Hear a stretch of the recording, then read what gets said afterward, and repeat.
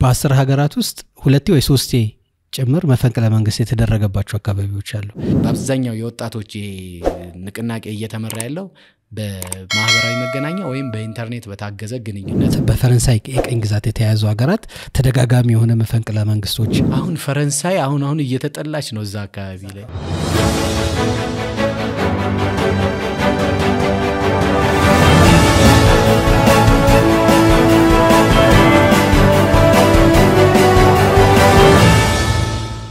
ሰላም እንዴት ናችሁ? የዛሬው የሃሪ ዳሰሳችን በአፍሪካ ቀንድ ስለሚደረጉ አብዮቶች መፈንቅለ መንግስቶችና ተዛማሽ ጉዳዮችን ያነሳን ቆይታ እናደርጋለን። እንግዲህ በድጋሚ ወደ አፍሪካ ጉዳይ ተመልሰናል። ልክ ነው። እንግዲህ አጠቃላይ ያለንበትን የአፍሪካን ጉዳይ ብዙ መከራዎች ብዙ ቀን ተቀን ብዙ ክስተቶች የሚታዩበት ግን ደግሞ ያን ያህል ለመገናኛ ብዙሃንም ክፍት ያልሆነ አውግር ውስጥ ነው ያለነውና ከዛ ተርቆ ይተከዳል። የሚያሳዝነው ያው በዓለም የሚዲያ ስርዓት ውስጥ አፍሪካ ያላት መልክና ገጽታ ጥሩን የሚያሳይ አይደለም። መፈንቅለ መንግስቶች፣ ረሃቦች፣ ችግሮችና ሌሎች ችግሮች ናቸው። ይሄ አንዱ በኋላ ከምናየው የሚዲያ ሊትሬሲ ጋር የሚያያዝ ቢሆንም እንዳለመታደል ሆኖ ደግሞ መሪዎችና አፍሪካን የሚመሩ ሰዎች ከዛ ችግር እንድንወጣ ወይም ጥሩን እንድናይ የሚያደርግ ችግር አልተፈጠረም። ለማንኛውም ያው የዛሬ ጉዳያችን በመፈንቅለ መንግስት እየተናጠች ስላለችው አፍሪካ በተለይ ደግሞ ባለፉት 5 ዓመታት ውስጥ የተከናወኑ መፈንቅለ መንግስቶች ከወጣቶች እንቅስቃሴ አንፃር እናያዋለን። አሁን ላይ በተለይም ጄንዚ የሚባለው የመጀመሪያው ትውልድ የሚባለው ወጣቱ ክፍል በጣም በአፍሪካ ፖለቲካ ውስጥ ቀጥተኛ እንቅስቃሴ እያደረገ ነው የሚገኘው። የቅርቡን እንኳን ብናይ የማዳጋስካሩን ፕሬዝዳንት ከስልጣን እንዲነሱ ያደረጉት ወጣቶች ናቸው ወይም ደግሞ የወጣት እንቅስቃሴ ነው። ታስታውሳለህ? የውሃና የመብራት መቆራረጥ ወይም አለመኖር ጥያቄ አንስቶ ነው ህዝቡ የወጣው። መጨረሻ ላይ እሳቸው ካቢኔዎቻቸውን በሙሉ አባረሩ። ሌላ ካቢኔ ለመሾም ነበር ጥረት ሲያደርጉ የነበረው። ግን ወጣቱ እርሶም አታስፈልጉንም ነው ያላቸውና መጨረሻ ላይ ከአገር ለቀው እንደወጡ ተነገረ።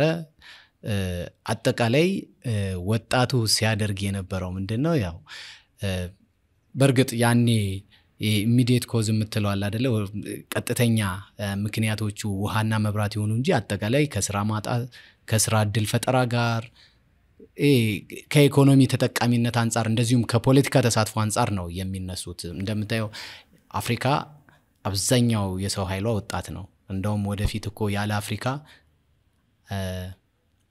ያለ አፍሪካ ዓለም ወጣት አይኖራትም ነው የሚባለው። ምክንያቱም አብዛኛው የሰው ኃይል ወደ ተለያዩ የዓለም ሀገራት ትልካለች ተብሎ የምትታሰብ አህጉር ናት ብዙ ወጣቶች ስላሏትና ግን ደግሞ ከወጣቱ መብዛት አኳያ ፖለቲካዊ ተሳትፎ እንደዚሁም ተጠቃሚነትን አታይም።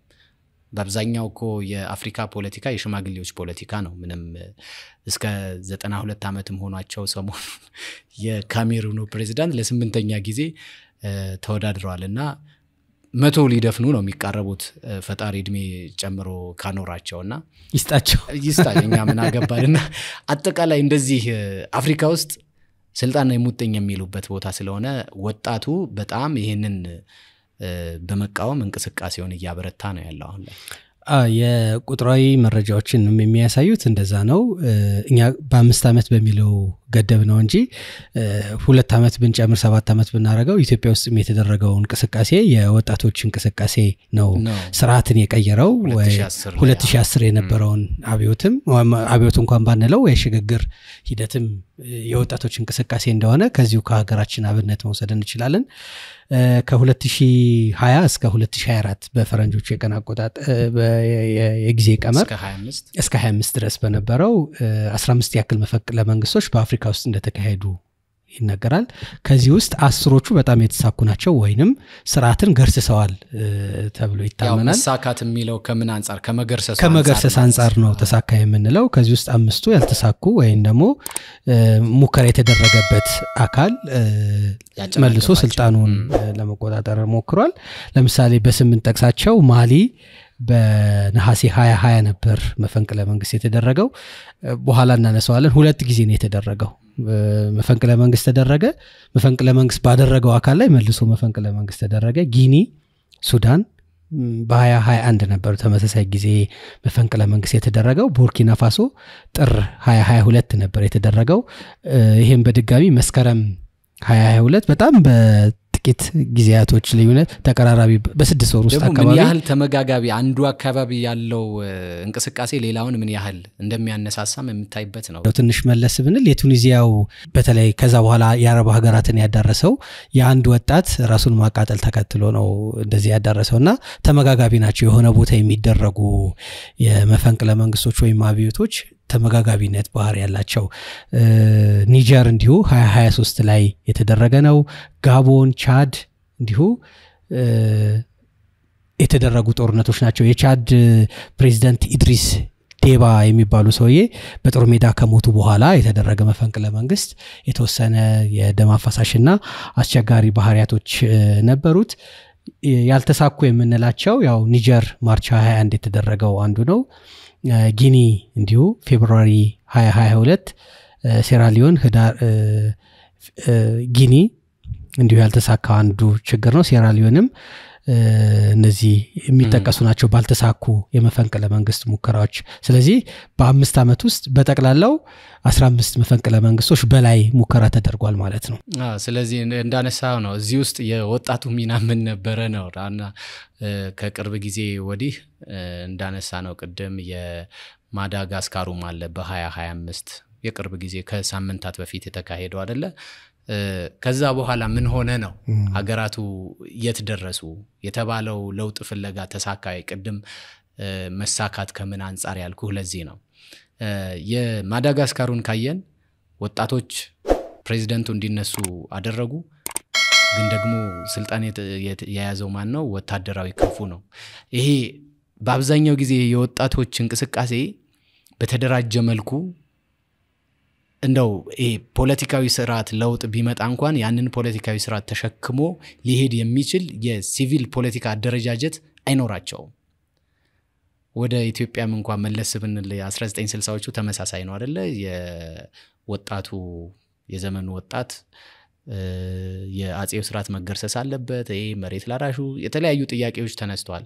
መጨረሻ ላይ ደርግ ነው ስልጣን በቃ ወታደሮች አሰፍስፈው ነው የሚጠብቁት እንደዚህ አይነት ጊዜና የማዳጋስካሩ እንደዛ ሆኖ ለ2 ዓመት ከወንድ በሬ ማንንም አይነቀንቀኝም ብሏል የወታደሩ አዛዥ እና ጠቅላይ ሚኒስትርም ሾመዋል። ስለዚህ ወደ ሲቪል ፖለቲካ የምንመልሰው ከ2 ዓመት በኋላ ነው የሚል ህገ መንግስቱንም እስከ ማገዳደል ላይ የተደረሰው።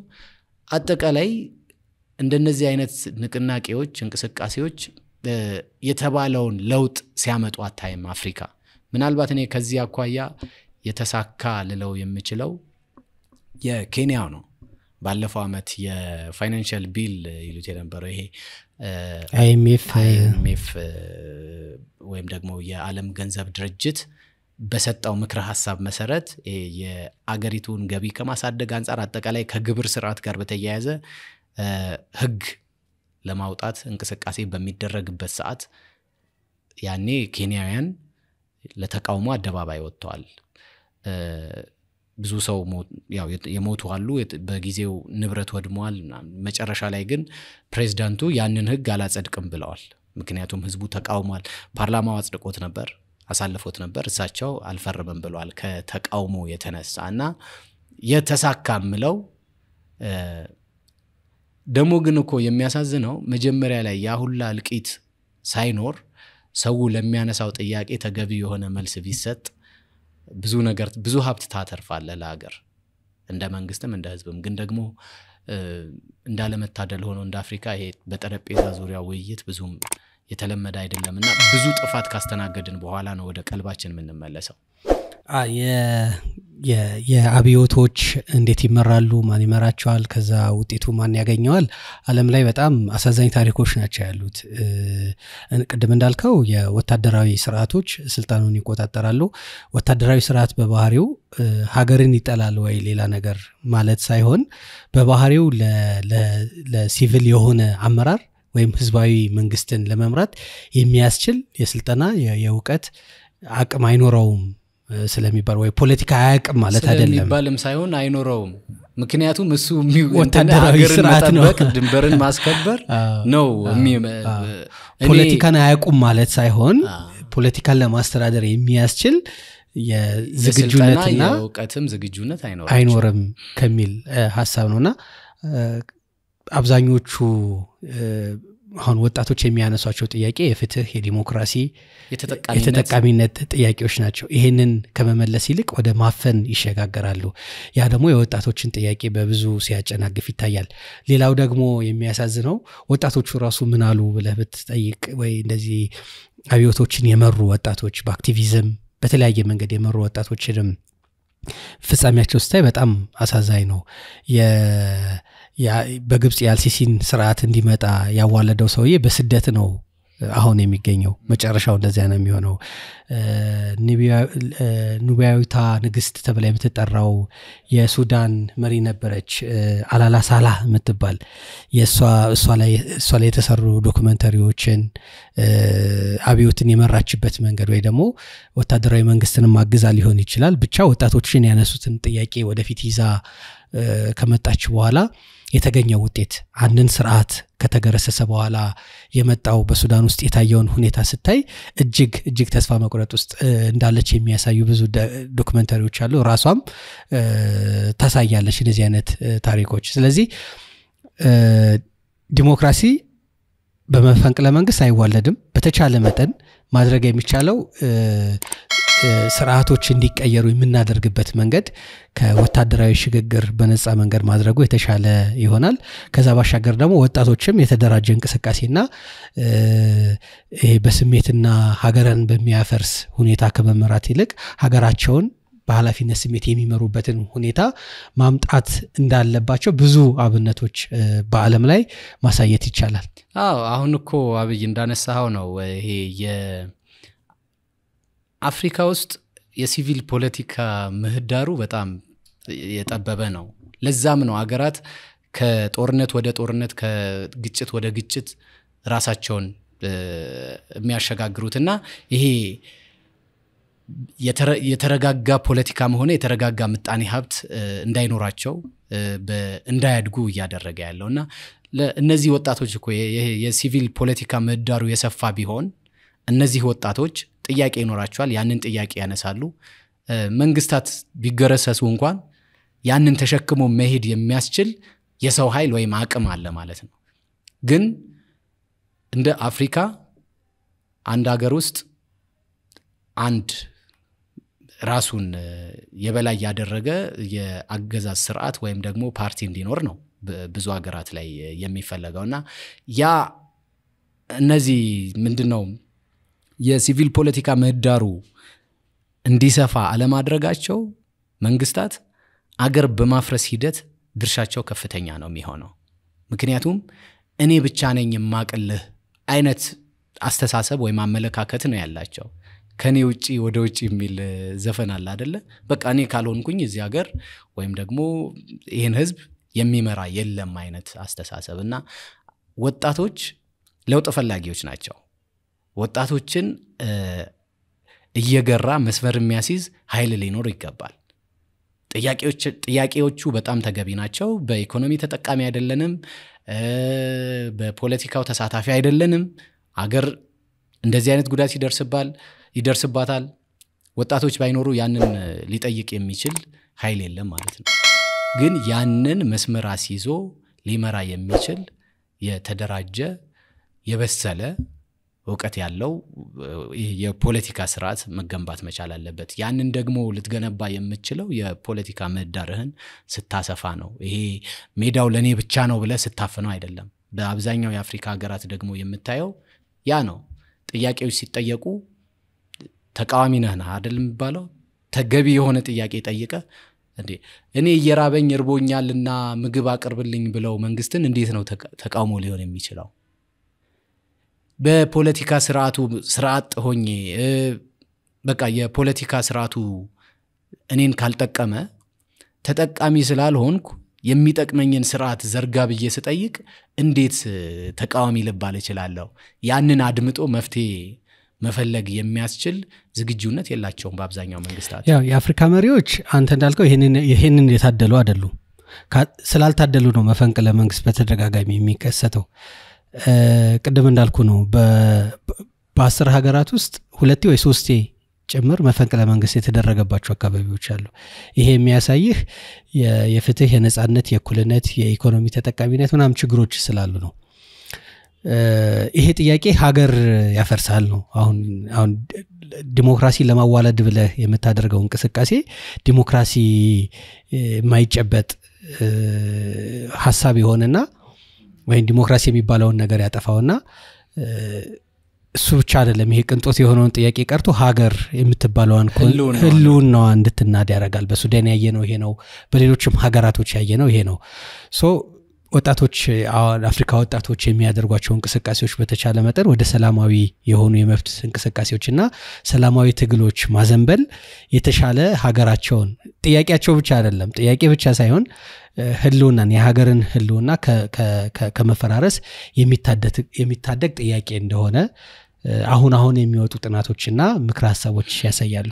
ግን እንዳልከው ነው። እኔ ያንን የማድረግ ደግሞ ኃላፊነቱ መውሰድ ያለባቸው መንግስታት ናቸው ብዬ አምናለሁ። ያው መንግስትማ ቢኖር ኖሮ መንግስታቶቹ ይሄን የታደሉ አይደሉና ይሄ አጠቃላይ ወጣቶች ደግሞ የማህበረሰቡ አንድ ውጤት ናቸው፣ የማህበረሰቡ ውጤት ናቸውና ያላገ ከነሱ ቀድሞ የነበረው ያላደረገውን ነገር ለማድረግ ብዙ ጫና ይፈጠርባቸዋል ብለህ አታምንም? እና በይሄ ምንድነው እንትኑን ኃላፊነቱን የመሸከም ከፍተኛውን ድርሻ የምትሰጠው ለመንግስታት ይሆናል ማለት ነው። እንዳልከው ነው። ያንን ማድረግ ባልተቻለበት ደግሞ ህዝቡ ራሱን ለሀገሩ ሲል እንዲህ ማድረግ አለበት ወይ ልትል ትችል ይሆናል። አጠቃላይ ግን የሚያሳየው ምንድነው? እኔ ዝም ብዬ እንቅስቃሴዎችን ሳይ አሁን ለምሳሌ በቅርብ ጊዜ የኬንያ አነሳን፣ የማዳጋስካር አነሳን፣ ናይጄሪያ አካባቢ ነበረ፣ እነ ሴኔጋል ዳካር ተመሳሳይ የወጣቶች እንቅስቃሴ ነበሩ። በቅርብ ጊዜ ደግሞ ሞሮኮ ተመሳሳይ ነገር አለ። የሞሮኮች እንደውም አርቲኩሌት የተደረጉ ጥያቄዎች በማህበራዊ መገናኛ ነው። እነዚህ በሙሉ የሚመሩት በአብዛኛው የወጣቶች ንቅናቄ እየተመራ ያለው በማህበራዊ መገናኛ ወይም በኢንተርኔት በታገዘ ግንኙነት ነውና የሞሮኮቹ 8 ነጥቦችን አይቼ ነበር። እኩልና ምንድነው ጥራት ያለው ትምህርት ለሁሉ፣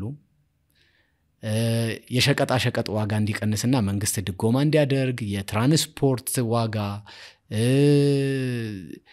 የማህበራዊ አገልግሎቶች እንዲሻሻሉ የመሳሰሉ 8 ነጥቦች ነበሩና እነዚህ ነገሮች ተገቢ ናቸው ወይ? አዎ ተገቢ ናቸው። የጤና አገልግሎት ይሻሻልልኝ፣ ተደራሽ የሆነ መሰረተ ልማት ይኖረኝ፣ ትራንስፖርት እንዲኖር ያደርግ መንግስት፣ ጥራት ያለውና ፍትሃዊ የሆነ ትምህርት ለሁሉም ይዳረስ። በቃ እነዚህ እንደው በወጣቶች ደረጃ እንደዚህ አርቲኩሌት ተደርገው ይቀርባሉ ወይ የምትላቸው ናቸው። በእርግጥ ከጀርባ ያንን ሊያዘጋጅ የሚችል ኃይል ሊኖር ይችላል፣ ግን ገፍቶ የመጣው ወጣቱ ነው። ኦኬ እነዚህ ለሀገር ጠቃሚ ነገሮች ናቸው አይደለ? የሞሮኮ መንግስት ወይም ደግሞ ሌሎችም አካባቢ ያሉ መንግስታት እንደነዚህ አይነት ጥያቄዎች ሲቀርቡ ሰከን ብሎ ኦኬ ይሄ ህግ ማስከበሩ እንዳለ ሆኖ ማለት ነው። ግን እንዳለ መታደል ሆኖ መታሰር እንደተባለው ከመፈንቅለ መንግስትም ጋር እያገናኙ ወጣቶችን መኮርኮም ያለ ነው። ግን ደግሞ ይሄንን ለመጠቀም ጥረት የሚያደርጉ የፖለቲካ ኃይሎች የሉም ማለትም አይቻልም። እና ይሄ ሲቪል ፖለቲክስ ስንል ከመንግስትም ወገን እንደዚሁም ከተቀናቃኝ ኃይሎችም ወገን ለአገራቸው አገርን በሚያስቀጥል መንገድ እንደነዚህ አይነት ጥያቄዎችን ገርቶ ማለፍ ከሁሉም የሚጠበቅ ነው። የአፍሪካ ውስጥ የተካሄዱ መፈንቅለ መንግስቶች ሲነሱ ሁለት ነገሮች በስፋት ይታያሉ። አንደኛው ተደጋጋሚ መፈንቅለ መንግስት የተካሄደባቸው ሀገራቶች የቀኝ ገዢዎች ተጽዕኖ ያለባቸው አካባቢዎች በጣም ይበዛሉ። በተለይ የሳህል ሀገራት ሆኖ በፈረንሳይ የቀኝ ግዛት የተያዙ ሀገራት ተደጋጋሚ የሆነ መፈንቅለ መንግስቶች ፈረንሳይ አሁን እየተጠላች ነው እዛ አካባቢ ላይ በጣም ስልጣንም የተያያዙ ወታደራዊ መንግስታትም ከአካባቢው የፈረንሳይን ሚና እንዲቀንስ ያደርጋሉ። እዛ አካባቢ ላይ ያሉ የሰላም አስከባሪ ሆነ ሌሎች ኢኮኖሚያዊ ጉዳዮችን ከራሳቸው ያራቁ እንደሆነ ይሰማል። በርግጥ ያው ይሄ ያው የሪዮታዊ ዓለም አንዱ ተጽዕኖ ሊሆን ይችላል። በርግጥ ቀኝ ግዛት ያመጣው ከባድ ተጽዕኖ አለ እና ደግሞ የአብዛኛው የመፈንቅለ መንግስት የሚመሩ አካባቢዎች ግራ ዘመሞች ናቸው። ይሄም አንዱ ተጽዕኖ ያመጣው ሊሆን ይችላል።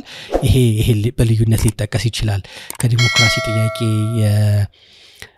ጥያቄ ባሻገር ማለት ነው። የፍትህ የዳቦ ጥያቄ፣ ኢኮኖሚ ጥያቄ በተጨማሪ ሁለተኛው ጉዳይ ደግሞ የአክራሪነት የብሔር እንቅስቃሴና የሃይማኖት አክራሪነትም አሁን ከሚጠቀሰው ትልቅ ሚና ካላቸው ያለው እነዚህ አራቱ ወይ ሶስቱ ጉዳዮች እነዚህ ተመሳሳይነት ይዘት ያላቸው ናቸው። የሃይማኖትና የብሔር አክራሪነት ወይ የጎሳ አክራሪነት ለተደጋጋሚ የኛ አካባቢ ወይ የኛ ጎሳ ስልጣን አልያዘም ወይ ተበዳይ ነው የሚሉ እንቅስቃሴዎች ወይ የኛ ሃይማኖት ስልጣን መያዝ አለበት የሚባሉ አክራሪ እንቅስቃሴዎች አንዱ የመፈንቅለ መንግስት ምክንያት እየሆነ ነው። በዋናነት ግን ቅድም በገደምዳሚ ያነሳ ነው የማህበራዊ ሚዲያዎች ተጽዕኖ ነው። አንዳንዶቹ በጣም የተደራጀና የማህበራዊ ሚዲያ መስራቾች ጭምር የሚሳተፉበት የሐሰተኛ መረጃዎች ሊሆኑ ይችላል ወይ ደግሞ ብሶት አባባሽ የሆኑ መረጃዎች ለመፈንቅለ መንግስት ትልቅ አስተዋጽኦ ሲያደርጉ ይታያል። ይሄ በተለይ ምዕራባውያን መር የሆኑ የማህበራዊ ሚዲያዎች ትልቅ አስተዋጽኦአቸው እዚህ ላይ ሲነሳ ይሰማል። እኔ የማህበራዊ መገናኛዎች ምናልባትም በተለይ እንደ አፍሪካ ላሉ አካባቢዎች ነፃነትን ማወጃ መንገዶች ናቸው ብዬ አስባለሁ። ግን ምን ሲሆን ነው ያ ስርዓት በጠበቀ መልኩ የተገራ የማህበራዊ መገናኛ አጠቃቀም ሲኖር ነው። ማህበራዊ መገናኛዎች ባይኖሩ ብለህ ስታስብ የመናገር ሐሳብህን የማጋራት ነፃነትህ በጣም የተገደበ ነው። ምክንያቱም የመገናኛ ብዙሃን በስፋት የሌለበት አህጉር ነው ያለነው። አሁን ዝም ብለህ እኮ ዓለም ድረገጽ ላይ ገብተህ ስለ አፍሪካ መረጃ ብትፈልግ በጣም የታፈነ ነው። ያደጉት ሀገራት ወይም ሌሎች ዓለማትን ርዕሰ ጉዳይ ስትፈልግ ያወርድልሃል። የአፍሪካ አንድ ሀገር ጠቅሰህ መረጃ ስትፈልግ ከ2 ቀን በፊት ከ3 ቀን በፊት አንዳንዶቹ እንደውም ከሳምንት በፊት ነው ስለዛ ሀገር መረጃ የምታገኘው። እና ያ የሚሆነው ምንድነው? ለመገናኛ ብዙሃን ይሄ ለመናገር ነፃነት በጣም ዝግ የሆኑ በመሆናቸው ነው። የማህበራዊ መገናኛዎች መምጣት ሰው ሐሳቡን እንዲገልጽ እድል ፈጥሮለታል። ግን ደግሞ አጠቃቀሙም ላይ አሁን እኮ ሀገራት በርግጥ አፍሪካ ብቻ አይደለም አውሮፓውያንም የማህበራዊ መገናኛዎች ላይ ቅሬታ ሲያነሱ ታያለ። በቅርብ ጊዜ አንድ እንትንምለው የአሜሪካው ፕሬዚዳንት የአውሮፓ ሀገራትን አስጠንቅቀዋል። ከፌስቡክ ጋር ከነዚህ እንዳልከውም ቅድም የምዕራባውያን መሰረት ያደረጉ መገናኛ ብዙሃን ያልከው ፌስቡክን ጠይቀው ነበር። የአውሮፓ ሀገራት የተወሰነ ህግ አውጥቷል። የኢንተርኔት ወይም የዲጂታል ኮሚኒኬሽን ማኔጅመንት የተመለከተና ትራምፕ እንደነዚህ አይነት ህጎች የሚወጡት ከንትን የአሜሪካ ቴክኖሎጂዎችን ከማዳከም አኳያ ነው የሚል አቋም አላቸው። ያኔ የታሪፍ የንግድ ሸቀጦች ላይ ይጥሉት የነበረው ታሪፍ አሁን ሀገራት ላይ የማህበራዊ መገናኛ አጠቃቀም ህግ በሚያወጡ ሀገራት ጭምር ያ ታሪፍ እንደሚጥሉ ሲያስፈራሩ ነበር። ምክንያቱም የአሜሪካን ቴክኖሎጂዎችን ማዳከም ነው ከዛ ባለፈ የመናገር ነፃነትንም ማፈን ነው የሚል ምክንያት ሰጥተውታል ግን ደግሞ እውነታውን ስታይ የማህበራዊ መገናኛዎች ከመናገር ነፃነት አንፃር ለሰው ልጅ ሜዳውን አመቻችተዋል ግን ደግሞ ቅድም ያልካቸው የተሳሳቱ መረጃዎች የጥላቻ ንግግሮች ማሰራጫም ናቸው እና እነዚህ ነገሮች ቁጥጥር ውስጥ መውደቅ ወይም ደግሞ እነዚህ ነገሮች ላይ እነዚህ የዲጂታል ተሳትፎ ነው በአፍሪካ ያለው የአፍሪካ ወጣቶች የዲጂታል ተሳትፎ ሁኔታቸው ዕውቀት መር አይደለም ወይም ያው አንጻራዊ ነው ክፍተት አለው አንጻራዊ ነው አያቆም ምናም ለማለት ሳይሆን በተለይ ደግሞ ፖለቲካዊ ተሳትፎ ጥንቃቄ ሊደረግበት እንደሚችል ወይ ደግሞ መደረግ እንዳለበት ብዙ አሳሳቢ የሆኑ ነገሮች እየተነሱ ነው በተለይ ደግሞ ይሄ ማህበራዊ ሚዲያዎች ጤናማ በሆነ መንገድ ለወጣቶች መሰባሰቢያ ተሳትፎ ማድረጊያ መደራጃ መድረክ ነው የትኛውን ፕላትፎርሞች የማህበራዊ ዲጂታል ሚዲያዎች ከዛ ባሻገር ግን እነ ፌስቡክ እና ዩቲዩብ የተከሰሱባቸው ወንጀሎች አሉ ለምሳሌ የጥላቻ ንግግሮችን በማስፋፋት ወይ ደግሞ የስልጣን በመፈንቅለ መንግስት እንዲካሄድ አስተዋጽኦ በማድረግ ስፖንሰር የማድረግ ወይ ደግሞ ልቅ የማድረግ ይሁነኝ ብለው መረጃዎች በስፋት እንዲሰራጩ የማድረግ ወይ ደግሞ ለሚደግፉት አካል አልጎሪዝሙን ተጠቅመው የሚያደርጓቸው የመደገፍ ወይም የመቃወም አይነት አዝማሚያዎች በስፋት ሲያደርጉ ይስተዋላል ይሄም አንዱ ነገር ነው የመደራጃ የመሰባሰቢያ የመነጋገሪያ መድረክ ማድረጋቸው ጤናማ በሆነ መንገድ በቀጠለ ቁጥር ለአህጉሪቱም ሆነ ለየሀገራቸው በጎ አስተዋጽኦ እንደሚኖረው ሁሉ ለማጥፊያ መንገድም እየዋለ እንደሆነ ብዙ ነገሮች ይነሳሉ ከዚሁ ጋር ተያይዞ ያለው የሥራ አጥነትም በአፍሪካ ውስጥ ያለው የሥራ አጥነት ቁጥር በጣም የተጋነነና በጣም ሰፊ የሆነ በተለይ ደግሞ ካለው የአፍሪካ ወጣቶች ቁጥር አንፃር ይህ ግባ ነው የማይባል በመሆኑ የነዚህ ነገር ድምር ውጤቶች በአፍሪካ ውስጥ ተደጋጋሚ የሆነ የመፈንቅለ መንግስት ጥያቄዎች እንዲነሱ ያደርጋል ግን አሁን እንዳልከው የተነሱት የወጣቶች ንቅናቄ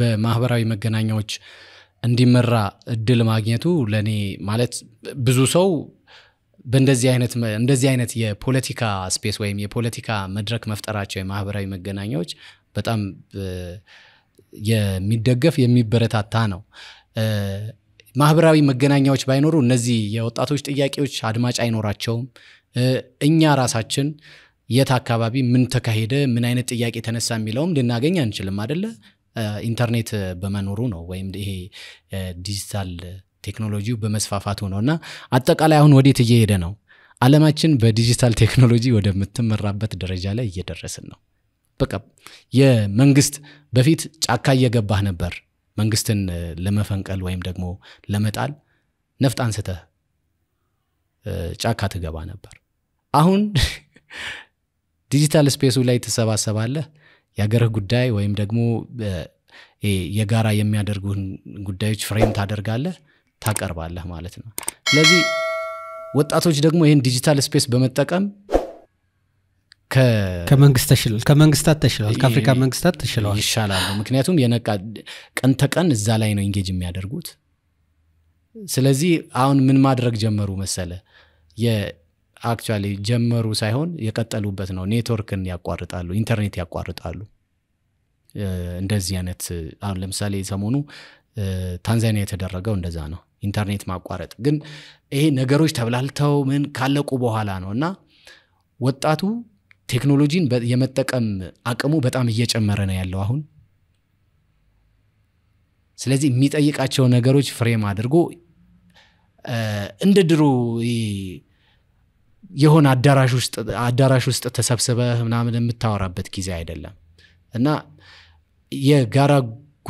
የጋራ የሚያደርጋቸው ጉዳይ ላይ ዲጂታል ስፔሱ ላይ ተሰብስበው ፎር ዛት ማተር የአንድ ሀገር ወጣቶች ብቻ አይደሉም ከተለያዩ ሀገራት ወጣቶች ጋር ኮሚኒኬሽን ቻናል ሊፈጥሩ የሚችሉበት እድል ስላለ ያው አጠቃላይ አሁን እየታዩ ያሉ የወጣቶች እንቅስቃሴ መገናኛ ብዙሃን ተጠቃሚነት ከመጨመሩ ጋር እንደዚሁም የዲጂታል ሚዲያው ከመስፋፋቱ ጋር ተያይዞ የመጡ እንደሆኑ መረጃዎች ያሳያሉ። መልካም የመፈንቅለ መንግስታት በመደረጉ በወጣቶች ላይ ያመጣው ተስፋና ስጋት ምንድነው? አንዱ ሊነሳ የሚገባ ጉዳይ ነው። ተስፋዎቹ አስቀድመን ብናይ ስርዓት በተቀየሩ ቁጥር በአንጻራዊነት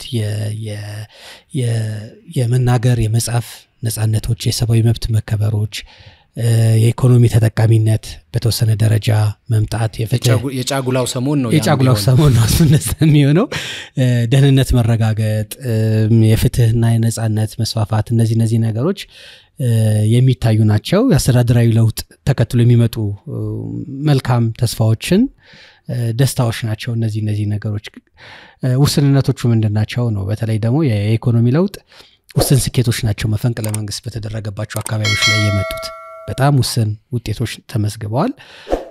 በተለይ ወታደራዊ መንግስት የኢኮኖሚ እድገት ወዲያው ስለሚቆጣጠረው በተወሰነ ደረጃ ያሉትን እንቅስቃሴዎችን ይገድባል። ከመፈንቅለ መንግስት ከመደረጉ በፊት ያሉትን እንቅስቃሴዎችን ይገድባል። ከዛ ባሻገር ደግሞ አዳዲስ የሆኑ የኢኮኖሚ ጥያቄዎችንም እንዳይመልስ ተጽዕኖ ያደርጋል ብዙ ጊዜ ወታደራዊ መንግስታት ባሉባቸው አካባቢዎች። ስለዚህ ይሄ አንዱ ውስንነት ነው። ከዛ የደህንነት ማስፈንም እንደየአካባቢው ይለያያል። ይሄ በአንዳንድ ቦታ በጣም ስኬታማ የሆነ የደህንነት የዜጎች የደህንነት ዋስትና የማግኘት ሁኔታዎች ውስጥ ይገባሉ።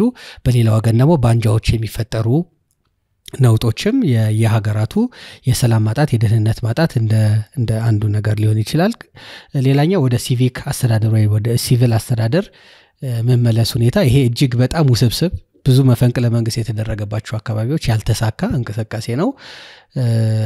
የተወሰኑ ሀገራት ግን ስኬታማ የሆነ እንቅስቃሴ ያደረጓሉ። የተወሰነ ሽግግር የወታደራዊ ሽግግር እስኪካሄድ ድረስ ወታደሩ ይቆጣጠራል። ከዛ በኋላ ለሲቪል አስተዳደር ጤናማ የሆነ የሽግግር መንግስት እንዲመራ ያደርጋል። ይሄ ጥሩ የሆነ እንቅስቃሴ በጣም ጥቂት ነው እና ደግሞ አፍሪካ ውስጥም ሆኖ ያው የዳበረ የዲሞክራሲ ስርዓት እየገነቡ ያሉ ወይ የገነቡ ሀገራቶች አሉ። እነዚህ ላይ ሙከራ የተደረገ ነው። ለምሳሌ በተወሰነ ደረጃ ግብጽ አልሲሲ ላይ አሁንም የወጣቶች ጥያቄ ቢኖርም ወታደራዊ ስርዓት በተወሰነ ደረጃ ላይ ይካሄዳል። ከዛ ግን ወደ ሲቪል የሆነ አስተዳደር የሚመራባቸው አካባቢ ያለ የመልካም አስተዳደር ሙስና ውስን ስኬቶች ናቸው። ስልጣን በኃይል መያዝ እና ደግሞ አለቅም ማለት ይሄ የተለመደ የመፈንቅለ መንግስት የተደረገባቸው አካባቢዎች የወል ሐቃቸው ነው። የሚገርመው እኮ ተቃውሞ ወይም ደግሞ ንቅናቄ የሚፈጠረው አሁን ያነሳቸው የመልካም አስተዳደር ችግሮችን ለመቅረፍ የሙስና አፍሪካ ውስጥ የሚሸሸው ገንዘብ መቼስ ቁጥራዊ መረጃዎች ብዙ ነው የሚሉት መልካም አስተዳደር ሙስና ይሄ በስልጣን ብዙ ዘመን መቆየት ለምሳሌ አንድ ጠቅላይ ሚኒስትር ወይም ደግሞ አንድ ፕሬዝዳንት ለ3 ለ4 ጊዜ ተደጋጋሚ የሚመራት ሀገር ህገ መንግስት እየተሻሻለ አሁን ብዙ ሀገራት አይተናል አይደለ? የእድሜ ገደብ ይጥሉ የነበሩ ህገ መንግስቶች ተሻሽለው በቅርቡ የጅቡቲም ለሶስተኛ ጊዜ ከዚህ በፊት የኡጋንዳ ነው አሉ። ቅድም አንስተናል የካሜሩኑ ሰውዬ አሁን በዚህ እድሜያቸው አገርን ልምራ ልጃቸው ሁላ እንዳትመርጡ ብላ ቅስቀሳ ስታደርግ ነበር አስቀድማ ያው አልተሳካላትም እንጂና እንደነዚህ አይነት ችግሮች ናቸው ወጣቱን ወይም ደግሞ ህዝቡን ለተቃውሞ ወደ ሜዳ የሚያስወጣው ወይም ወደ አደባባይ የሚያስወጣው።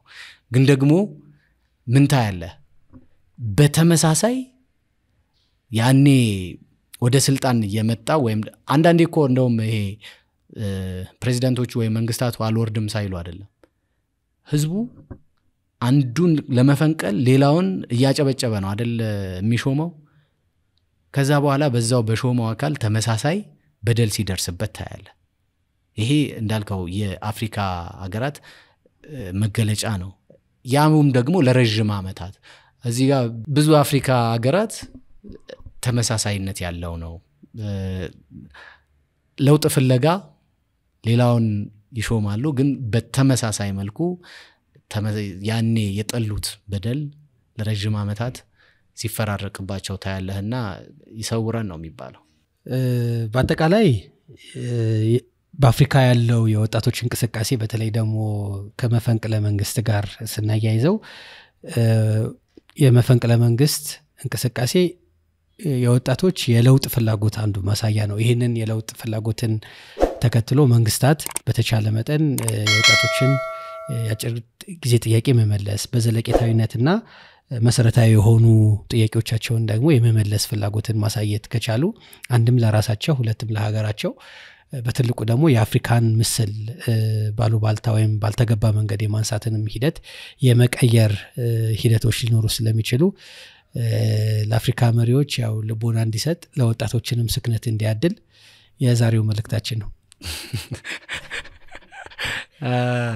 መልካም እንዳልከው ያው የአፍሪካን እኔ አንዳንዴ ባሉባልታ የሚነሱ የሚባሉት ነገሮች የራሳችን ስለሆነ ስሜት ይሰጠናል እንጂ ማለት አሉባልታ ነው እንላለን። አንዳንዴ የምዕራባውያን መገናኛ ብዙሃን ወይም የሌሎች አካባቢዎች መገናኛ ብዙሃን ለአፍሪካ ጥሩ እይታ የላቸውም እንላለን። ግን ደግሞ ወደ ውስጥ ገባ ብለህ ስታይ ጦርነቱ፣ ረሃቡ፣ እልቂቱ ያለ ነው።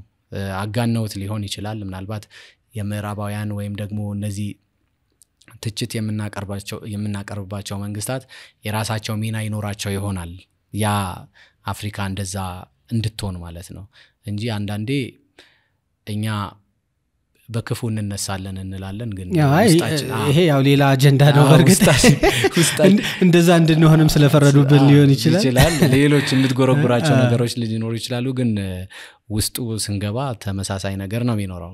ግን በአጠቃላይ የአፍሪካ በወጣቶች የሚመሩ ንቅናቄዎች ምን ያስገኛሉ? ለወጣቶች ምን የሚያተርፉ ናቸው? የወጣቶቹስ መነሻ ምንድነው? የሚሉት እንደዚሁም የዘመኑ የዲጂታል ሚዲያ ወይም የዲጂታል መገናኛ ብዙሃን ተጽዕኖን በጥቂቱም ቢሆን ያየንበት ነበር። በሌላ ጊዜ ደግሞ ሌላ ርዕሰ ጉዳይ ይዘን እንቀርባለን። ሀሪ ዲጂታልን ሰብስክራይብ በማድረግ ለወዳጆቻችሁ በማጋራት ከኛ ጋር እንድትሆኑ በአክብሮት እንጠይቃለን።